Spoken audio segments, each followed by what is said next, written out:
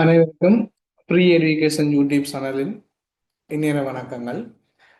இன்றைய தினம் மற்றொரு காணொளி ஊடாக உங்களை சந்திப்பதன் மகிழ்ச்சி. அந்த வகையில் இன்றைய காணொளியானது நுண்ணறிவு மற்றும் உளச்சார்பு தொடர்பாக எமது யூடியூப் சேனலை பார்வையிட்டு சில சந்தேகங்களின் அடிப்படையில் எனக்கு அனுப்பப்பட்ட ஒரு வினாத்தாள் அல்லது ஒரு வினா தொகுதி தொடர்பாக உங்களோடு கலந்துரையாட இருக்கின்றேன். எனது வாட்ஸ்அப் குழுவுக்கு தனிப்பட்ட முறையில் அனுப்பி வைக்கப்பட்டிருந்தது. இந்த வினாவுக்கான விளக்கத்தினை காணொலி வடிவிலே காட்சிப்படுத்த அல்லது அனுப்பி வைக்குமாறு இருக்கப்பட்டிருந்தது. அதுக்கு அமைவாக அப்படி பல பேர் கேட்டிருக்கிறீங்கள். நிச்சயமாக அந்த காணொலி உங்களுக்கு இந்த எக்ஸாமுக்கு முன்னுக்கு அதற்குரிய வீடியோ அல்லது காணொலி உங்களுக்கு கிடைக்கப்பெறும் நிச்சயமாக. அப்படி அனுப்பினவர்கள் நான் எனக்கு மீண்டும் ஒரு நினைவூட்டலை வழங்குங்கள். நான் அதை பற்றி நீங்கள் அடிக்கடி அதை நினைவூட்டுவதால் நான் அதை குறையாக நினைக்கப் போவதில்லை. நீங்கள் அது எனக்கு ஒரு ஞாபகப்படுத்தலாக இருக்கும். அதையும் உங்களோட பகிர்ந்து கொண்டு நீங்கள் தொடர்ச்சியாக யூடியூப் சேனலோடு இணைந்திருங்கள். உங்களுக்கு எந்த வினாவாக இருந்தாலும் அனுப்பி வைக்கும் போது என்னால் முடிந்த அளவுக்கு நான் விளக்கம் வழங்குவது தயாராக இருக்கிறேன். என்ன என்ன இதில் ஒரு சிக்கல் இருக்கு என்னென்னா, இன்னொரு ஆள் வினாத்தாள்னா நான் அவ்வளோத்தையும் பிறகு பிடிஎஃபாக மாற்றி அல்லது வேறு ஒரு வேர்ட் ஃபைலுக்கு எடுத்து அதை பிடிஎஃப் ஆக்கி கொஞ்சம் செய்துதான் செய்ய வேணும். அப்படி தான் இந்த போட்டிருக்கிறேன். இப்படி நிறைய வினாத்தாள்கள் வந்திருக்குது. நிச்சயமாக அனைவருக்கும் அது தொடர்பான விளக்கம் இல்லை அதோட ஒத்த வினா தொடர்பான விளக்கம் கூட உங்களுக்கு வழங்க தயாராக இருக்கிறேன். ரைட், நாங்கள் தற்போது அந்த வினாவுக்குள்ளே போகலாம்.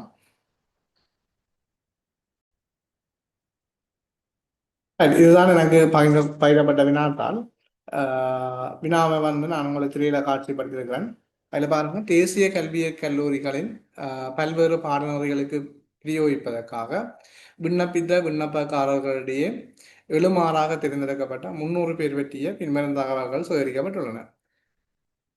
விண்ணப்பதாரர் 300 விண்ணப்பதாரர்களிடையே 190 பேர் பெண்களாவர். இப்பெண்களில் 36 பேர் தகவல் தொழில்நுட்பவியல் ஆங்கிலம் எனும் இரு பாடநெறிகளுக்கும் விண்ணப்பித்துள்ளனர். அப்போ இதில் சொல்லப்பட்டிருக்கிற தகவலை நீங்கள் வாசிக்கும் போதே நோட் பண்ணி கொண்டு போனீங்கன்னா சுகம். மொத்த விண்ணப்பதாரிகளில் மொத்த விண்ணப்பதாரிகளே பெண் விண்ணப்பதாரிகள்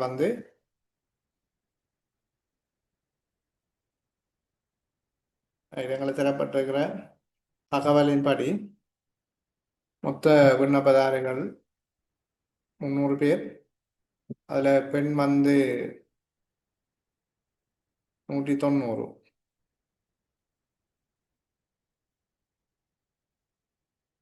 மிச்சம் ஆண் இருக்குது. 110 ஆணா இருக்கு. ஆண் 110. Right, okay. அடுத்தது பார்த்தீங்கன்னா சொல்லப்பட்டிருக்கு, இப்பெண்களில் 36 பேர் தகவல் தொழில்நுட்பம் மற்றும் ஆங்கிலம் எனும் இரு பாடநெறிக்கு விண்ணப்பித்திருக்கணும். தொடர்ந்து பாருங்க. அப்ப இவ ஐசிடிக்கும் இங்கிலீஷுக்கும்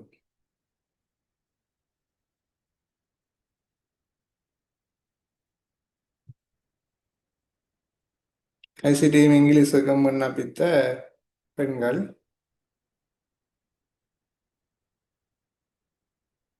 36 பேர். ரைட். தகவல் தொழில்நுட்ப பாடநெறிக்கு விண்ணப்பித்துள்ள விண்ணப்பதாரிகளின் மொத்த எண்ணிக்கை 90. அப்ப ஐசிடி விண்ணப்பித்திருக்கிறார்கள். என்ன பாடம் எடுத்தாலும், மற்ற பாடம் என்ன பாடமாக இருந்தாலும் ஐசிடி கண்டு விண்ணப்பிச்சார்கள் 90 பேர். மொத்தம் 90 பேர். அதுக்கு ஆணும் இருக்கு, பெண்ணும் இருக்கு. ரைட். அடுத்த பாருங்க, அதே வேளை அவர்களில் அந்த 90 பேர்ல 50 பேர் ஆங்கில பாடநெறிக்கு விண்ணப்பித்துள்ளனர். இப்ப இதுக்குள்ள 50 யாருன்னு சொன்னால் ஆங்கிலம், 50 பேர் இங்கிலீஷுக்குரிய ஆக்கள்.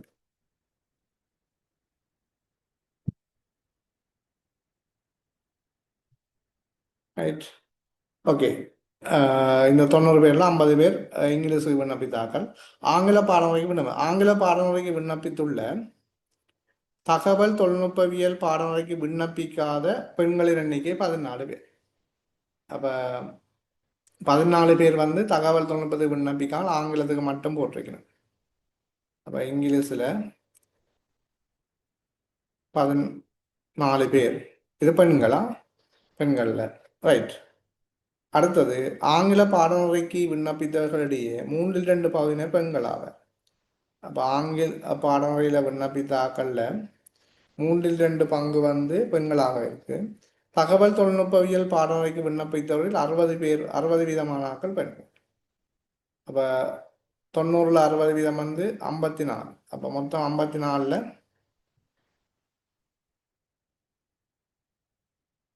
பெண்களாக இருக்கிறோம். 54 பேர் பெண்களாக இருக்கிறோம் இந்த 90 பேர்ல. இதற்கு எப்பொழுதும் மாறாக தெரிந்திருக்கப்பட்ட 300 நபர்களிடையே என்று சொல்லி வினாக்கள் கேட்கப்பட்டிருக்கு. மேலும் 36 பேர் என்ன சொன்னது என்றால் தகவல் தொழில்நுட்பவியல் ஆங்கிலம் என இரு பாடமுறைக்கு விண்ணப்பித்துள்ள பெண்கள். அதாவது மொத்தமா தகவல் தொழில்நுட்பம் மற்றது ஆங்கிலம் இந்த ரெண்டுக்கும் சேர்த்து விண்ணப்பித்த நபர்கள் மொத்தம் 50 பேர் விண்ணப்பிச்சிருக்கிறான். அதில் 36 பேர் பெண்கள் என்று சொல்லியிருக்கிறான். ஆகவே 50 பேர் இங்கிலீஷுக்கும் ஐசிடிக்கும் வந்து போனாக்கள். ரைட். இதில் நான் குறியீட்லேயே சொல்லலாம்னு நினைக்கிறேன் உங்களுக்கு.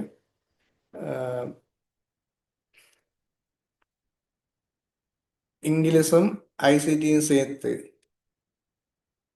ஆங்கிலமும் ஐசிடியும் சேர்த்து மொத்தம் 50 பேர் விண்ணப்பிச்சவர்.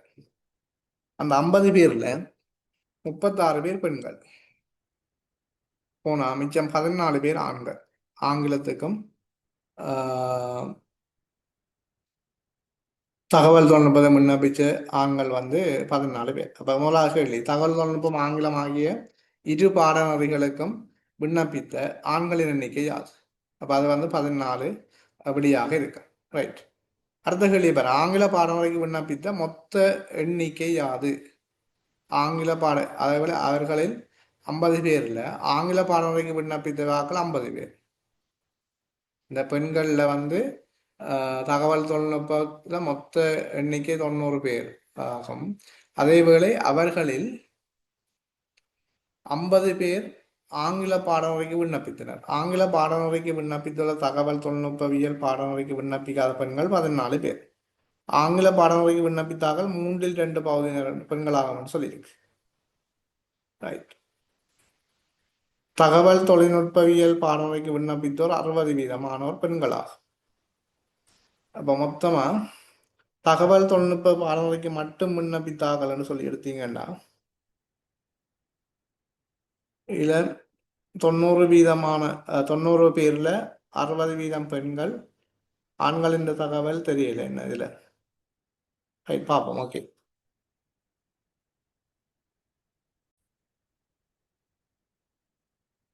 அப்ப இந்த கேள்வியை நாங்கள் விடிய வச்சு பார்க்குறேன்னா உங்களுக்கு தெரியும் 3/2 பகுதியினர் பெண்களாகும். ஆங்கில பாடமுறைக்கு விண்ணப்பித்த மொத்த ஆக்கள்ல 3/2 பகுதியினர் பெண்களாகும் என்றால் கேட்ட கேள்வி ஆங்கில பாடமுறைக்கு விண்ணப்பித்த மொத்தமான எண்ணிக்கை.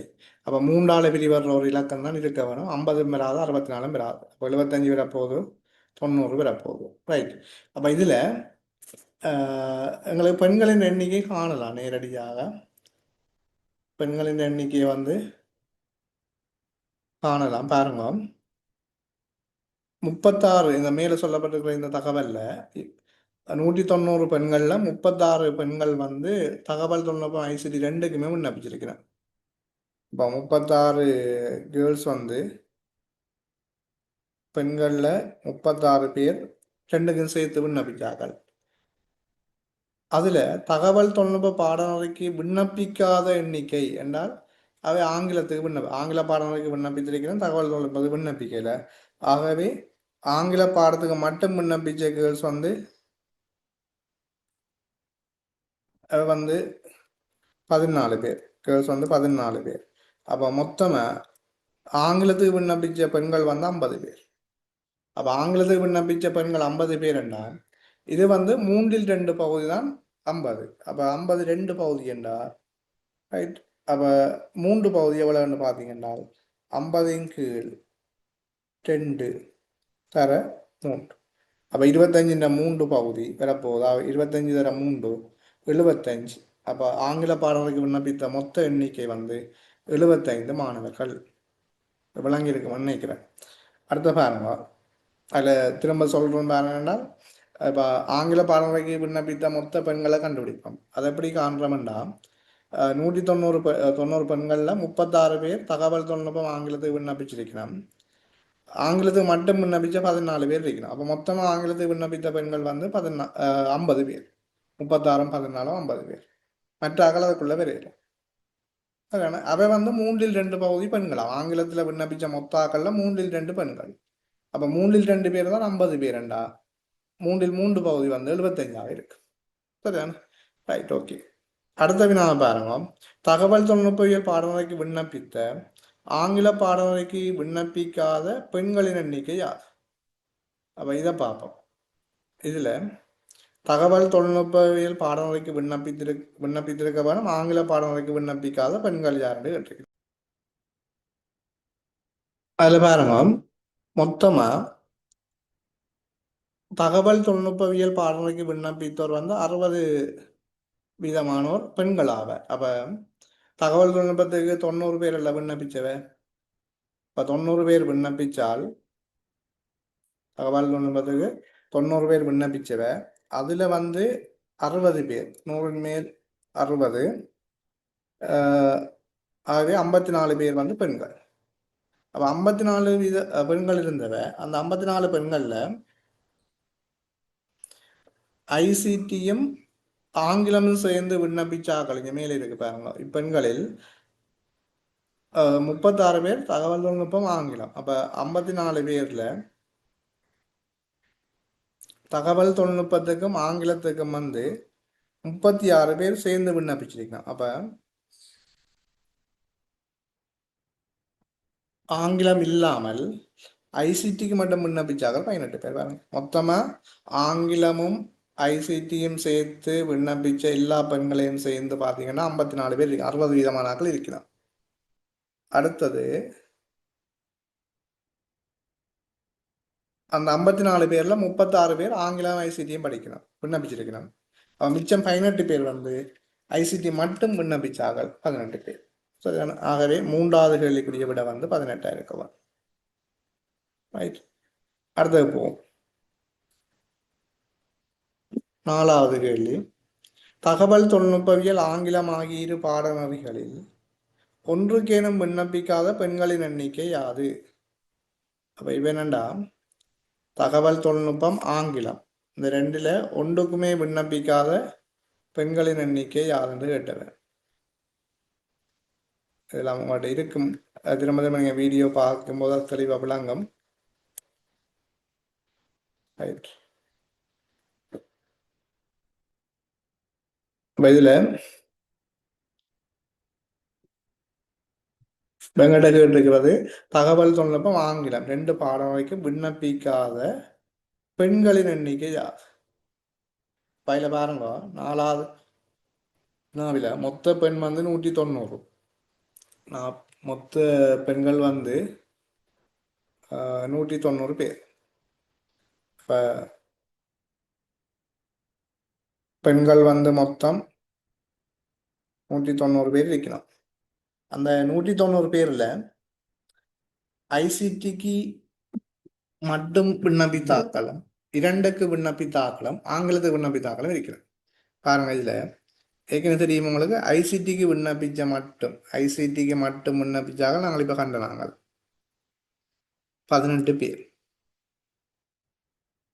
அடுத்தது பார்த்தீங்கன்னா ஐசிடிக்கும் ஆங்கிலத்துக்கும் சேர்த்து விண்ணப்பிச்சாக்கள் பிளஸ் இங்கிலீஷ் ரெண்டுக்கும் சேர்த்து விண்ணப்பிச்சாக்கள் வந்து 36 பேர் மேலே இருக்கணும் சொல்லியிருக்கணும். அது 36 பேர் என்று சொல்லியிருக்கு. இதுல அடுத்தது இங்கிலீஷுக்கு மட்டும் விண்ணப்பிச்சாக்களும் இதில் சொல்லப்பட்டிருக்கு. இங்கிலீஷுக்கு மட்டும் விண்ணப்பிச்சாக்கள், அதாவது ஆங்கில பாடநெறிக்கு விண்ணப்பித்துள்ள தகவல் தொழில்நுட்பத்தை விண்ணப்பிக்காத பெண்கள் 14 பேர். ரைட், அப்ப இப்ப இந்த பாடம் 190 பேர்ல எத்தனை பேர் விண்ணப்பிச்சிருக்கணும்டா, 18 பேர் ஐசிடிக்கு விண்ணப்பிச்சிருக்கணும், 36 பேர் ஐசிடிக்கும் இங்கிலீஷுக்கும் சேர்த்து விண்ணப்பிச்சிருக்கணும், 14 பேர் இங்கிலீஷுக்கு மட்டும் விண்ணப்பிச்சிருக்கணும். அவையை நீக்கினோம்டா எந்த ஒரு பாடநெறிக்கும் விண்ணப்பிக்காத ஆக்கள் 122 பேர் இருக்கு. 122 விட இருக்கா? முதலாவது விட இருக்கு. சரியான ரைட். ஓகே. அடுத்தது 5வது பாருங்க. தகவல் தொழில்நுட்பவியல் ஆங்கிலம் ஆகிய இரு பாடநெறிகளில் ஒன்றுக்கேனும் விண்ணப்பிக்காத ஆண்களின் எண்ணிக்கை யார்? இப்போ மொத்த ஆண்கள் யார்? எத்தனை பேர்? முதல் பார்த்த மாதிரி தான் மொத்த ஆண்கள் பாய்ஸ் வந்து பார்த்தீங்கன்னா 110 பேர் இருக்கணும். மொத்தம் 110 பேர். அதுல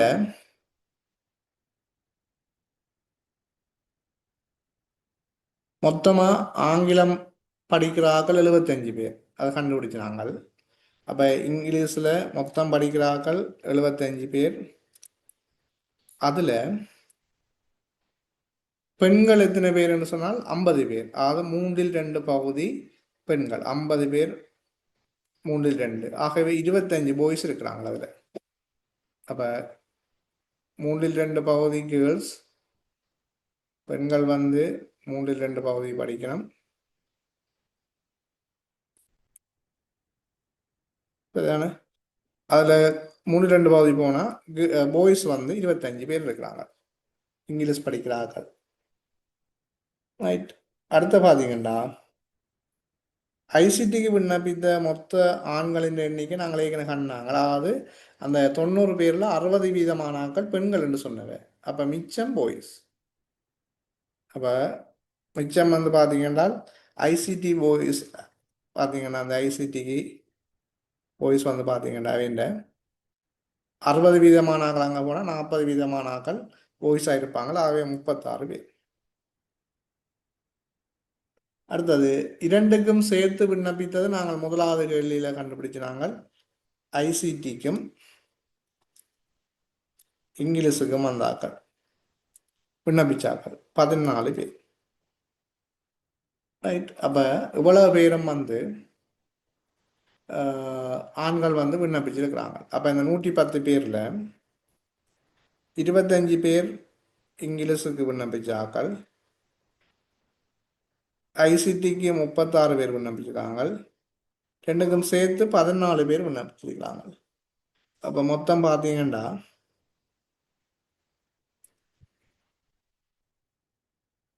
ரைட் அதில் என்னென்றால் ஐசிடிக்கு மட்டும் 36 பேர்,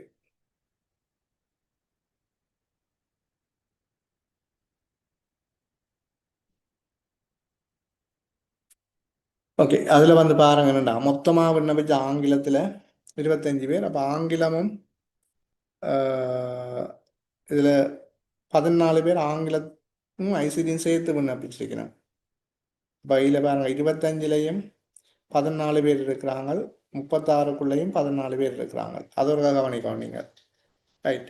இது வந்து மொத்தமாக 25 பேர் ஆங்கிலம் படிக்கிறாங்க, மொத்தமாக 36 பேர்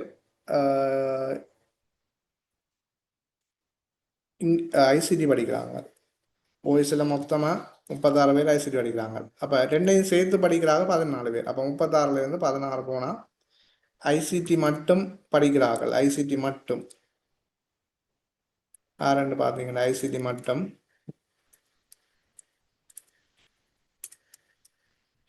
ரைட் ஐசிடி மட்டும் படிக்கிறார்கள் 22 பேர், 22 பாய்ஸ்.